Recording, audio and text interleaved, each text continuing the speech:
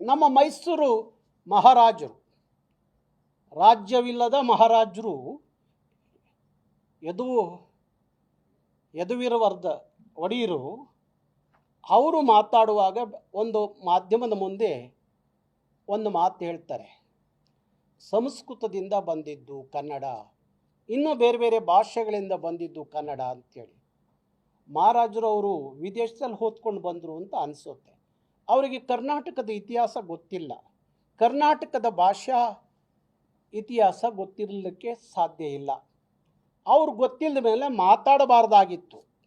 ಅನೇಕರು ಹೇಳ್ತಾರೆ ಸಂಸ್ಕೃತದಿಂದ ಬಂದಂಥದ್ದು ಕನ್ನಡ ಅಂಥೇಳಿ.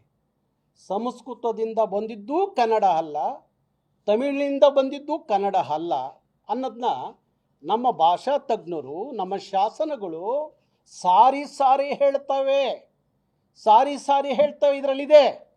ಇದರಲ್ಲಿದೆ ನಾವು ಆ ಎಲ್ಲ ಕನ್ನಡದ ಎಲ್ಲ ಇತಿಹಾಸ, ಕನ್ನಡ ಯಾವಾಗ ಹುಟ್ಟಿತು, ಎಷ್ಟು ಸಾವಿರ ವರ್ಷಗಳ ಕನ್ನಡ, ಅದು ಯಾವುದಾದ್ರು ಭಾಷೆಯ ಅಂಗಿನಲ್ಲಿ ಹುಟ್ಟಿದ್ದ, ಇಲ್ಲ ಯಾವುದರ ಪದಗಳಿಂದ ಕನ್ನಡ, ಇಲ್ಲ ಯಾವುದರ ಲಿಪಿಗಳಿಂದ ಕನ್ನಡ, ಏನೂ ಅಲ್ಲ.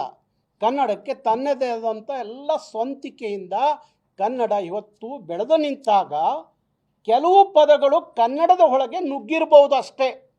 ಕೆಲವು ಪದಗಳು ಸಂಸ್ಕೃತದಿಂದ, ಕೆಲವು ಪದಗಳು ಇನ್ಯಾವುದೋ ಭಾಷೆಗಳಿಂದ ಆಯ್ಕೆ ಆಗಿ ತಗೊಂಡಿರ್ಬೋದು. ಇಲ್ಲ ಯಾರೋ ನಮ್ಮ ಸಾಹಿತಿಗಳು ಅವರು ಬರೆಯುವಾಗ ಆ ಪದಗಳನ್ನು ಬಳಸಿರ್ಬೋದು. ಅದರೊಳಗಡೆ ಕನ್ನಡದ ಬೆಳೆದ ನಂತರ ಆ ಪದಗಳು ಅದರ ಒಳ ಹೊಕ್ಕಿರ್ಬೋದು ಅಷ್ಟೇ. ಅದು ಬಿಟ್ಟರೆ ಸಂಸ್ಕೃತವೂ ಕನ್ನಡಕ್ಕೆ ತಾಯಿ ಅಲ್ಲ, ತಮಿಳೂ ಸಹ ಕನ್ನಡಕ್ಕೆ ತಾಯಿ ಅಲ್ಲ, ಇನ್ಯಾವ ಭಾಷೆಯೂ ಕನ್ನಡಕ್ಕೆ ತಾಯಿ ಅಲ್ಲ ಅನ್ನೋದನ್ನ ನಮ್ಮ ಮೈಸೂರಿನ ರಾಜರು ಅರ್ಥ ಮಾಡ್ಕೋಬೇಕು. ಪಾಪ ಅವ್ರಿಗೆ ಯಾರೋ ಹೇಳಿರ್ತಾರೆ ಪಂಡಿತರು, ಅವರ ಆಸ್ಥಾನದ ಪಂಡಿತರು ಯಾರೋ ಹೇಳಿರ್ತಾರೆ. ಅವ್ರಿಗೂ ಗೊತ್ತಿರಲ್ಲ, ಆ ಪಂಡಿತರಿಗೂ ಸಂಸ್ಕೃತದ ಮೂಲದಿಂದ ಬಂದವರು ಇರ್ಬೋದು, ಅದಕ್ಕೆ ಅವ್ರು ಹೇಳಿರ್ತಾರೆ.